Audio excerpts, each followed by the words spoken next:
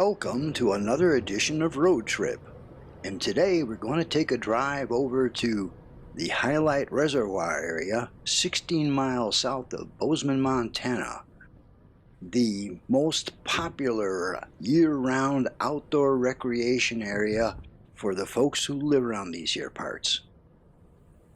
And it's also a field test for the DJI-Osmo-Action camera. And today we're shooting at 4K, 24 frames a second, with DeWarp and image stabilization functions turned on. And this is raw, straight out of the camera with no post-processing whatsoever. And here's the camera mounted to the hood of my truck with a couple of high-strength suction cups. So we go down the road and we hang a Louie and head off east cross country into the farms and ranch lands. As you can see, we've got some lovely areas along the streams with woods, and then we come up into the high open areas with beautiful views of the Bridger Range out there in the background. Just spectacular.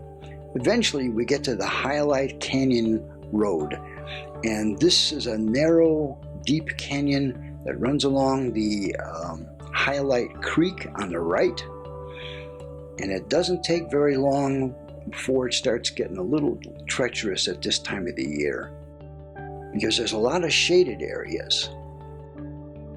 So you end up with areas that are clear like this, and then all of a sudden you hit frozen spots that are nice and slippery. And the problem with that is if you're making a right-hand turn and you slip, you're going to slide right into the oncoming traffic. And if you're making a left-hand turn, then you have a good chance of sliding out, going over the little railing, and ending up in the river. Neither of these ideas is very desirable, quite frankly.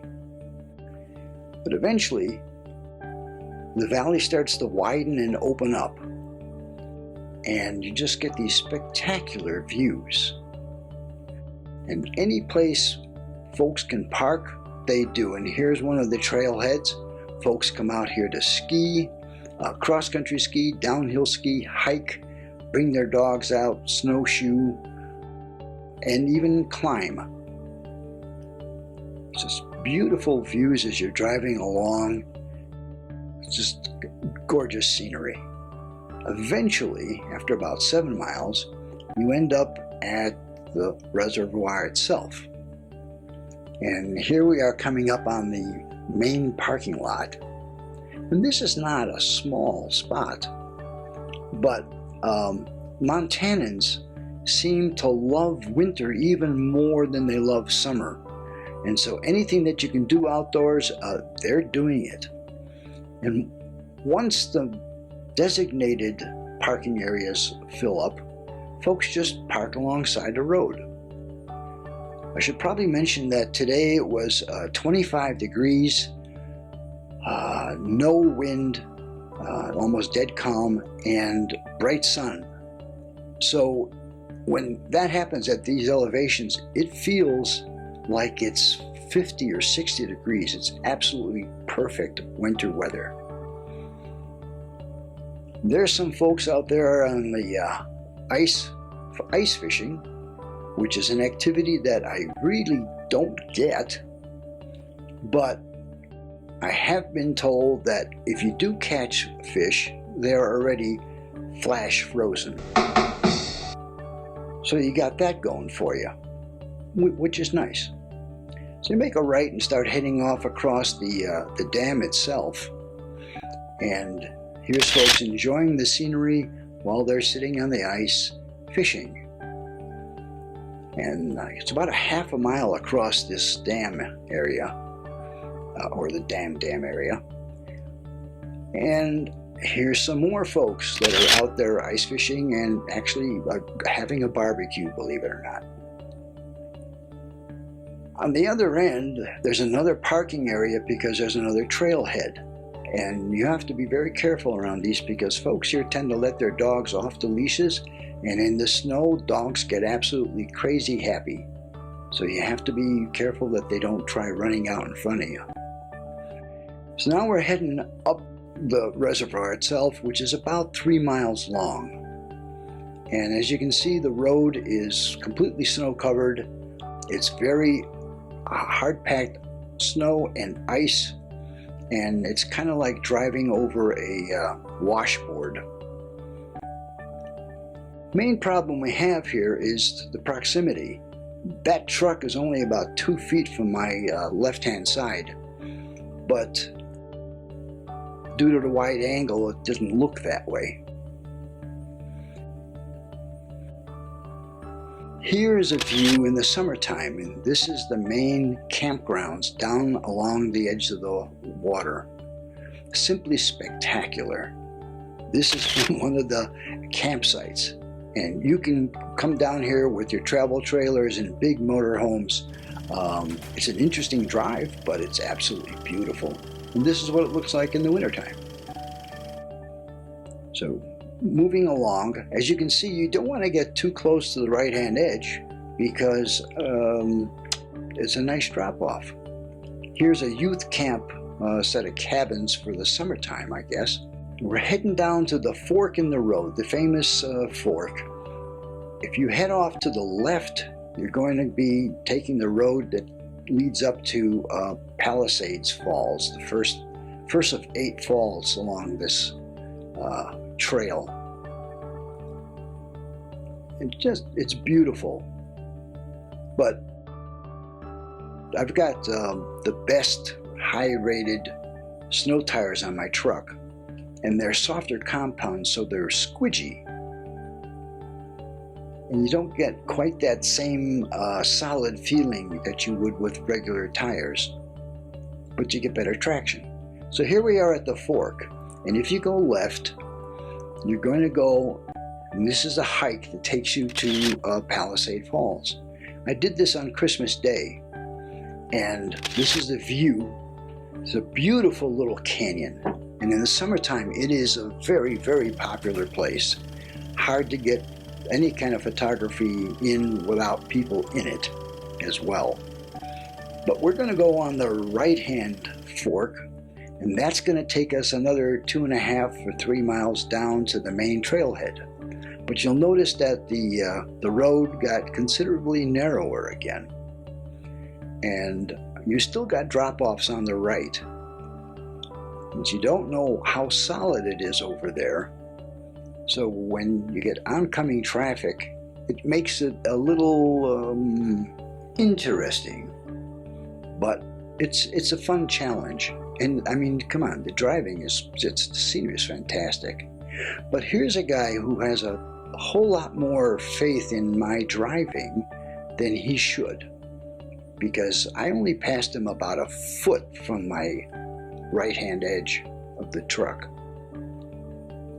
Okay, so here we are coming up to a vehicle. Fortunately, this is a small one, but you'll notice that he almost comes to a dead stop, and I'm only a foot away from his edge on the left-hand side. So here we keep going. Beautiful, beautiful drive, and this is equally as gorgeous in the summertime. This is just a beautiful area, which explains partially why it's just so popular. And there's so many things to do here. Now here's another trailhead, but over on the left, out of view, is a bunch of cliffs, and folks love to come out here and do climbing and ice climbing, which is another activity that I really don't get. But to the folks who do it, more power to them. Anyway, we keep going down the road, and eventually we end up coming to the main parking lot in the main trailhead. And here we know it's full because here's a bunch of vehicles parked out on the main road before we even get close to it. And this is not a small parking area. I mean, this is a good sized lot. So we're just going to drive through it. And while we're doing that, I'll tell you that the trail here leads to 8 separate waterfalls, and to Hyalite-Lake, which is a high elevation mountain lake, which according to my rough calculations is about 12 or 12 and a half miles away one way.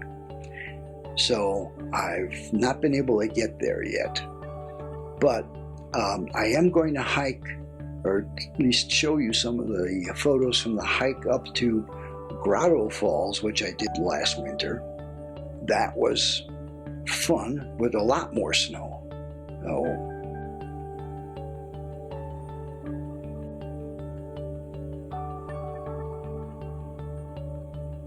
Here's the trailhead itself, which is real pretty. And then as you head along, these are some of the views that you get, and these just spectacular contrast in color and light. Here's Grotto-Falls itself, which is a real lovely little area. But last summer, I went up to Arch Falls, which is about 2 miles farther, about 7 miles in. And that's a lovely little waterfall as well. And the views going and coming are just spectacular. But today, that's not why we're here. Today we took this drive just to give you guys an idea of what this looks like in the winter. And also, this was the field test for the DJI-Osmo-Action camera. And as you can see, the image stabilization is rather impressive. I'm really loving it. And we've been driving here for like an hour, and I'm still on the same battery. And that thing is sitting out there in 25 degrees with the wind chill. Sometimes, you know, I'm only going 20 or 25 here, but on the way down I was doing 65. Anyway, this is it. This is the whole trip.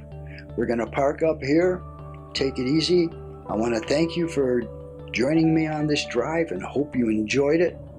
And we'll see you next time. And look, we're parking behind somebody from Alaska. Thanks for watching. See you next time.